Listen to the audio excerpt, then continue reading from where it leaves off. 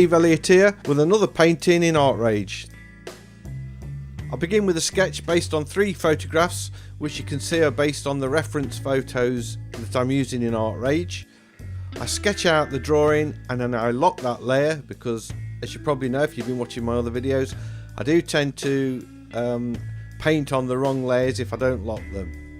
I am new to digital painting, so I'm still feeling my way and trying the brushes. I usually use the Delicate on Dry watercolour brush, but I thought I'd mix it up a bit this time. I'm trying the Wet on Wet brush, and I use that for the sky to start with, and then I use the Harsh Chaos brush to blend, well, I say brush, the palette knife, and I use that to soften off the edges and blend out the clouds a little bit.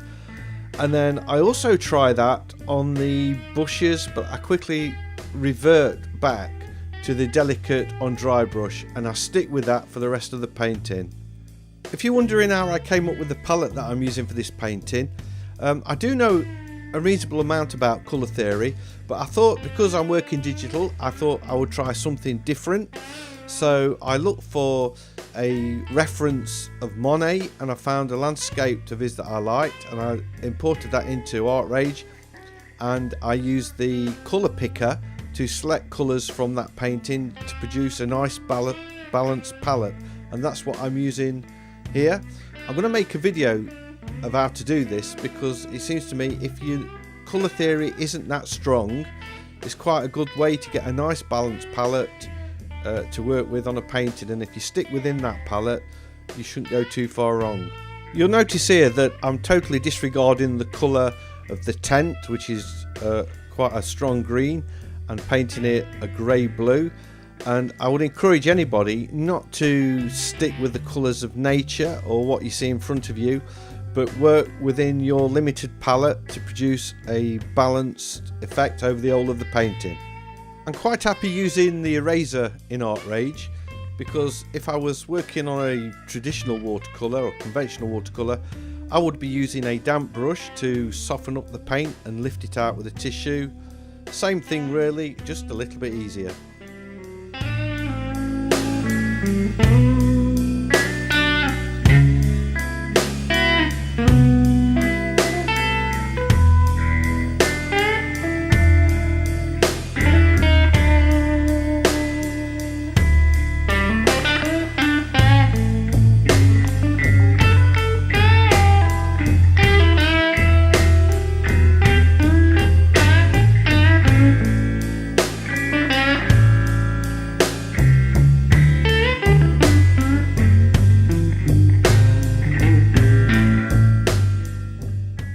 A quick observation here, being as I'm painting a glass of beer. If I'm outside and I'm drinking beer, I do find that I get plagued by wasps. If I drink lager, the wasps leave me alone. Random, I know, but there you go. Thought I'd share that with you.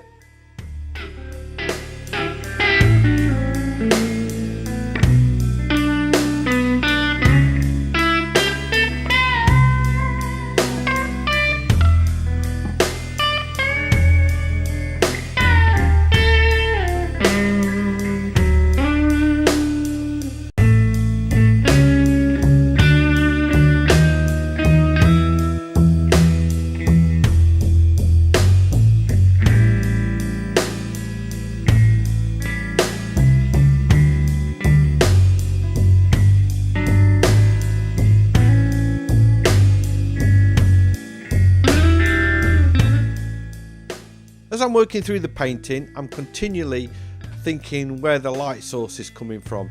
So it's sort of positioned middle top right of the paper, if you could imagine it there. So it's casting a white rim light on the right hand side of the people and the haystack and other objects. So as I'm painting, I'm leaving that white edge to let the paper shine through and give the impression of light.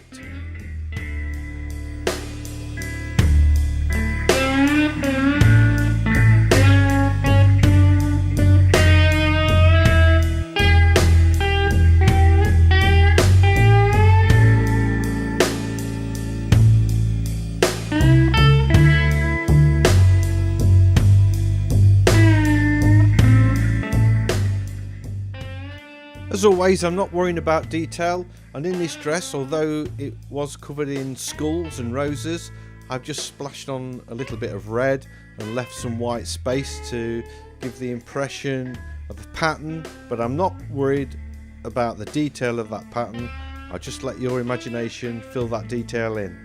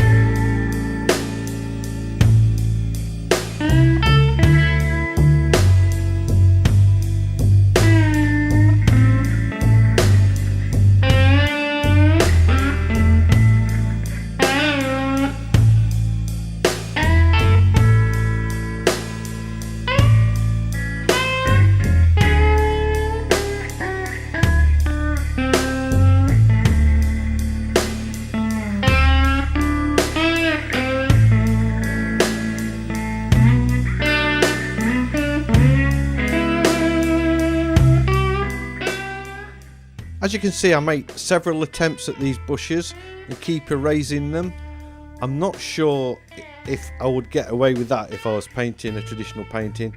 I think at this point I would have end up with a really damaged piece of paper and would probably have to discard it and start again. Little bit of negative painting going off here, adding some tree trunks into the middle ground trees.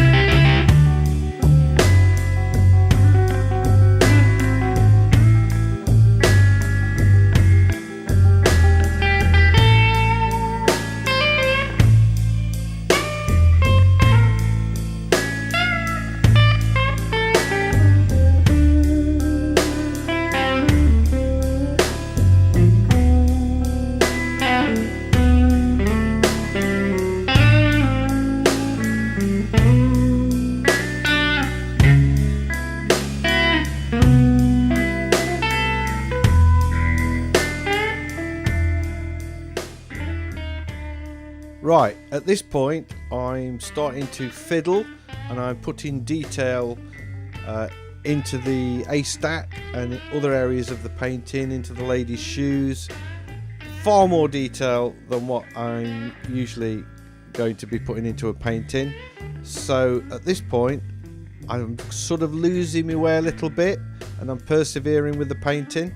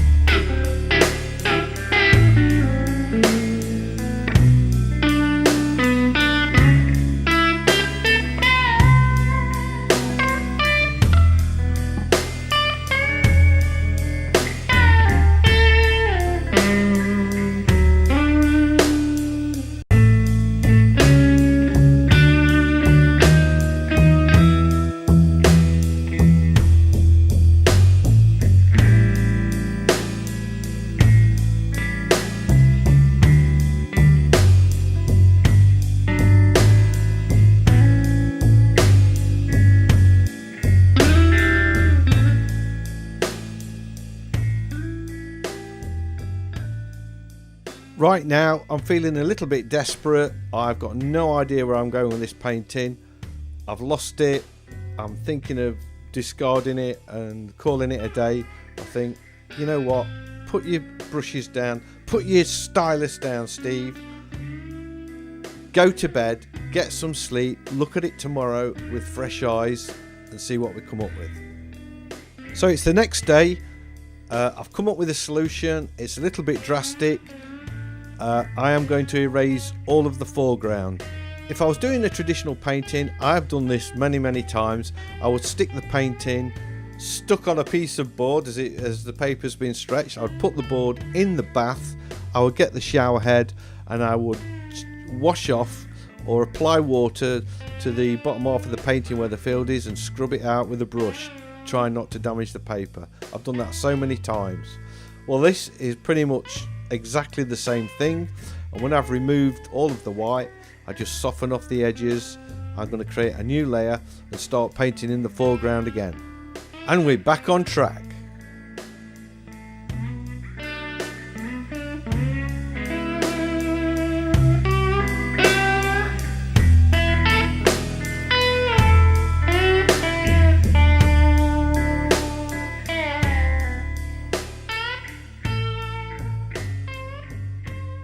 I decide I want the guy sitting on the bales of hay to stand out a little bit more, so I erase the dark colour that's surrounding him and paint in a much lighter tone of green.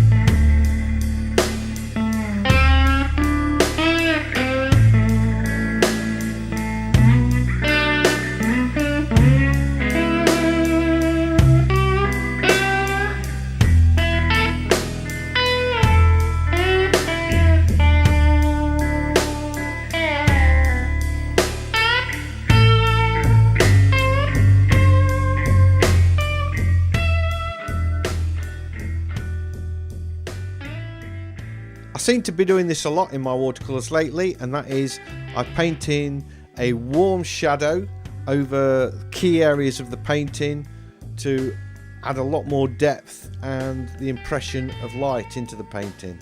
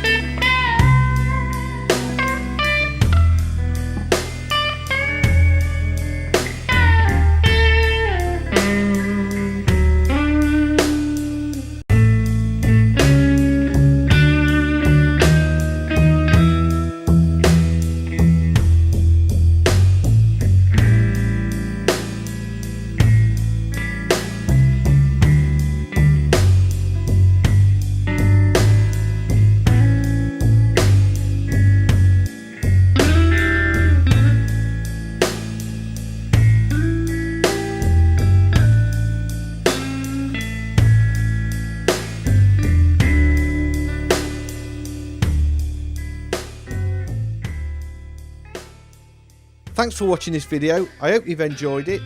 If you have, a like and a subscribe would be much appreciated. And if you've got any comments, please stick them in the comment box down below and I'll be happy to respond. See you in the next one. Bye.